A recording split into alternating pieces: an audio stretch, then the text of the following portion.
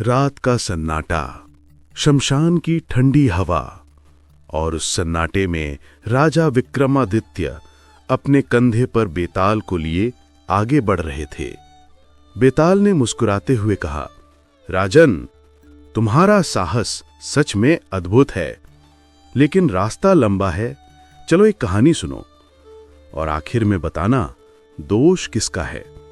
बहुत समय पहले काशी में प्रताप मुकुट नाम का एक राजा राज्य करता था। उसका एक पुत्र था, ब्रज मुकुट। राजकुमार और मंत्री का बेटा रत्नराज दोनों अभिन्न मित्र थे। एक दिन दोनों शिकार पर निकले। राजकुमार ने एक हिरन देखा और उसका पीछा करते हुए बहुत दूर चला गया। वहां उसे एक सुंदर बगीचा मिला।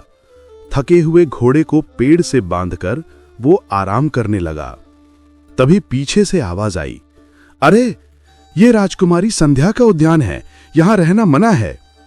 राजकुमार ने कहा, घबराओ मत, मैं चला जाऊंगा। उसी वक्त राजकुमारी अपनी सखियों के साथ आई। राजकुमार की नजर उस पर पड़ी और जैसे सब कुछ थम गया। राजकुमारी ने अपने बालों में लगा कमल का फूल निकाला, कान से लगाया, दांतों से काटा, पैरों तले दबाया और फिर अपने सीने से लगा लिया। फिर बिना कुछ बोले चली गई। राजकुमार उस इशारे को समझ नहीं पाया। जब उसका मित्र रत्नराज वहां पहुंचा तो राजकुमार ने सब कुछ बताया। रत्नराज मुस्कुराया, मित्र, उसने तुम्हें अपना परिचय और अपने मन की बात दोनों बता दी। कान से लगाना मतलब वो कर्नाटक की राजकुमारी है। दांत से काटना उसके पिता का नाम दंतवाद है। पैरों तले रखना उसका नाम पद्मावती है और सीने से लगाना वो तुमसे प्रेम करती है। राजकुमार भाव विभोर हुआ और बोला, तो चलो कर्नाटक चलते हैं। कई दिनों की यात्रा के बाद दोनों कर्नाटक पहुंचे। वहां उन्हें एक बूढ़ी महिला मिली जो राजकुमारी की धाय मां थी। दोनों ने निवेदन किया कि वो राजकुमारी तक उनका संदेश पहुंचा दे। अगले दिन जब बूढ़ी महिला महल गई और कहा, मंदिर के बगीचे में जिसे देखा था वो राजकुमार यहां आ गया है, तो राजकुमारी ने क्रोध में उसके गाल पर थप्पड़ मार दिया। बूढ़ी महिला डरते हुए लौटी। राजकुमार घबराया, पर रत्नराज बोला, यह भी एक संकेत है। उसने कहा है कि 5 चांदनी रातों के बाद खबर देना। छठे दिन बूढ़ी फिर गई और लौटी तो बोली, राजकुमारी ने पश्चिमी द्वार की ओर इशारा किया है। रत्नराज बोला, आज आधी रात को वहीं जाओ, वो तुम्हारा इंतजार करेगी। रात को राजकुमार गया, राजकुमारी मिली और दोनों का प्रेम साकार हुआ। लेकिन जब उसने जाना कि राजकुमारी का विवाह कहीं और तय है, तो उसका मन व्याकुल हो उठा। रत्नराज ने कहा, मित्र, चिंता मत करो। जब वह सो जाए, उसकी जांघ पर त्रिशूल का निशान बना देना और उसके गहने लेकर आ जाना। राजकुमार ने वही किया। अगले दिन रत्नराज ने योगी का भेष धारण किया और राजकुमार को भी चेला बनाकर भेजा। गहनों को बेचने के लिए भेजते समय कहा, अगर पकड़े जाओ तो कहना ये मेरे गुरु ने दिए हैं।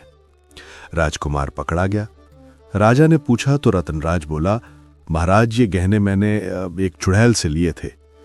राजा ने रानी को कहा, राजकुमारी की जांघ पर निशान देकर बताओ।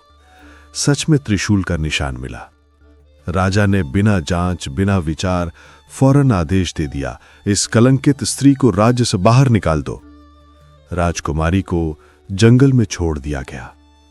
वहां राजकुमार और रत्नराज उसका इंतजार कर रहे थे। राजकुमार ने सारा सच बता दिया। राजकुमारी आंसू में मुस्कुरा उठी, तुमने मेरे लिए सब कुछ किया, भले तरीका गलत था। दोनों का विवाह हुआ और वो अपने राज्य लौट आए। कहानी खत्म हुई तो बेताल ने विक्रमादित्य से पूछा, राजन, बताओ, राजकुमारी को जो अन्यायपूर्ण सजा मिली उसका दोष किसका था? राजकुमार का, मंत्री के पुत्र का, सैनिकों का या राजा का? विक्रमादित्य ने शांत स्वर में उत्तर दिया, दोष सबसे बड़ा स्वयं राजा का है। राजा ने बिना जांच बिना सोचे समझे निर्णय लिया। न्याय बिना विवेक के किया गया तो वह न्याय बन जाता है। इस प्रकरण का मुख्य दोषी वही है। बेताल मुस्कुराया, राजन, तुमने फिर बोल दिया। और पल भर में वो फिर उसी पेड़ पर जा लटक गया।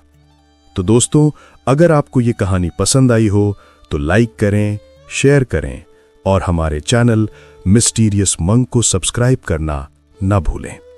ऐसे ही रहस्यमयी और ऐतिहासिक कहानियों के लिए जुड़े रहें हमारे साथ, जहां हर कथा में छिपा है एक राज, एक प्रश्न और एक सीख।